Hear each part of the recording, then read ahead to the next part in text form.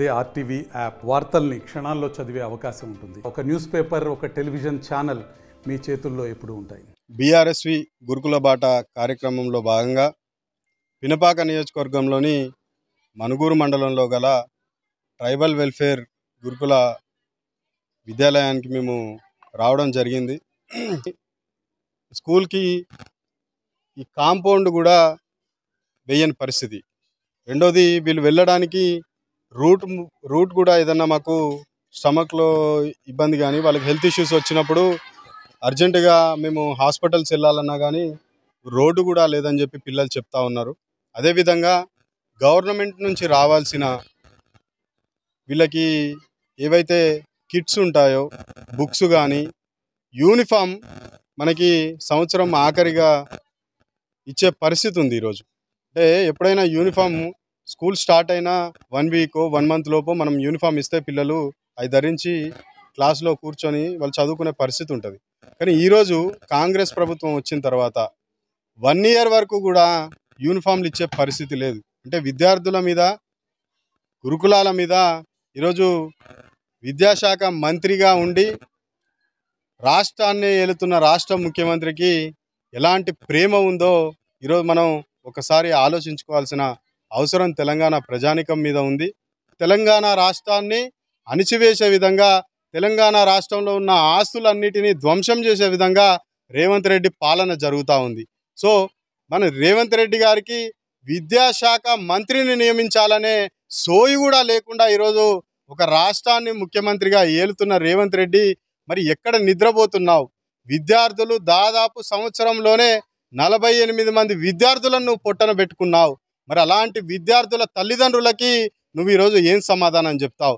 రాష్ట్రంలో ఉన్న గురుకులాలకి తల్లిదండ్రులు పిల్లలను పంపించేటప్పుడు నా పిల్లలు డాక్టర్లు కావాలి, ఐఏఎస్లు ఆఫీసర్లు కావాలి, ఐపీఎస్లు కావాలి, ఒక మంచి ఉన్నత స్థాయికి రావాలని చెప్పి పేరెంట్స్ ఆకాంక్షించి ఈరోజు పిల్లలని గురుకుల స్కూళ్ళకు పంపిస్తూ ఉంటే, ఆ రోజు కేసీఆర్ గారు ఇలాంటి నిరుపేద కుటుంబాలు కూడా ఒక మంచి స్థాయికి రావచ్చు అనే విధంగా చేసి చూపిస్తే, ఈ గడిచిన సంవత్సరంలోనే రేవంత్ రెడ్డి గారు ఇదే విద్యార్థులను అదే తల్లిదండ్రులుగా శవాలుగా అప్పగిస్తున్న పరిస్థితి ఈరోజు రాష్ట్రంలో నెలకొని ఉంది.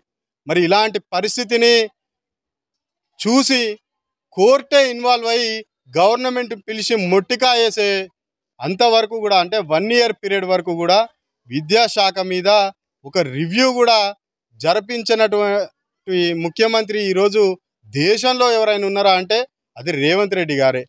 రాష్ట్రంలో బీఆర్ఎస్వి గురుకుల బాట కార్యక్రమాన్ని ప్రారంభించగానే మొదటి రోజు మేమంతా తిరుగుతున్న సమయంలో ఈరోజు గురుకులాల్లో ఎన్నో దారుణాలు చూసినాం. ఫంగస్ వచ్చిన అరటి పండ్లు కానీ, పండ్లల్లో పెడుతున్న వంటకు వండుతున్న కూరగాయల్లో ఫంగస్ కానీ, ఇలాంటి ఎన్నో దారుణాలు చూసినాం. మేము 1-2 రోజులు తిరగగానే 3వ రోజు మా ఆర్ఎస్ ప్రవీణ్ కుమార్ సారు ఒక స్కూల్ విజిట్ చేయగానే వెంటనే ప్రభుత్వం ఇన్వాల్వ్ అయ్యి, అంటే సంవత్సరం పాటు విద్యార్థుల గురించి పట్టించుకొని ప్రభుత్వం 2 రోజులకే బయటకు వచ్చి ప్రవీణ్ కుమార్ సార్ మీద కేసులు నమోదు చేస్తూ ఉన్నారు. ఈరోజు ఎక్కడికక్కడ గేట్లు బంద్ చేసుకొని లోపలికి విజిట్ చేయొద్దు, మీరు పిల్లలతో మాట్లాడొద్దు అని చెప్పి అధికారులు చెప్పే పరిస్థితికి ఈరోజు ప్రభుత్వ అధికారులు దిగజారిన పరిస్థితి. మరి ప్రాణాలు పోతున్న రోజు ఈ అధికారులు ఎక్కడ నిద్రపోయారు? ఈరోజు వచ్చి మేము సమస్యల గురించి తెలుసుకోగానే రాష్ట్రంలో ఏదో జరిగిపోయింది అన్నట్టు అధికారులంతా సర్క్యులర్లు జారీ చేసే పరిస్థితి ఈరోజు ఎందుకు వచ్చింది? ప్రభుత్వం ఏది శాశ్వతం కాదు.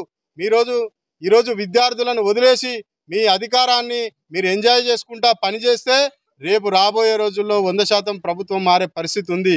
ఈరోజు 1 ఇయర్లోనే ఇంత వ్యతిరేకత వచ్చిన ప్రభుత్వం ఏది లేదు. ఈ ప్రభుత్వాన్ని నమ్మి అధికారులు పనిచేస్తే రేపు 100% మీకు తిప్పలు తప్పవు. మీరంతా కూడా మీ పిల్లలను ఏ విధంగా చూసుకుంటున్నారో ఈరోజు గురుకుల పిల్లల్ని అలా చూసుకోవాల్సిన బాధ్యత మీ మీద ఉందని గుర్తు చేస్తూ ఈ అవకాశం ఇచ్చిన వారందరికీ ధన్యవాదాలు తెలుపుతూ సెలవు తీసుకుంటున్నా.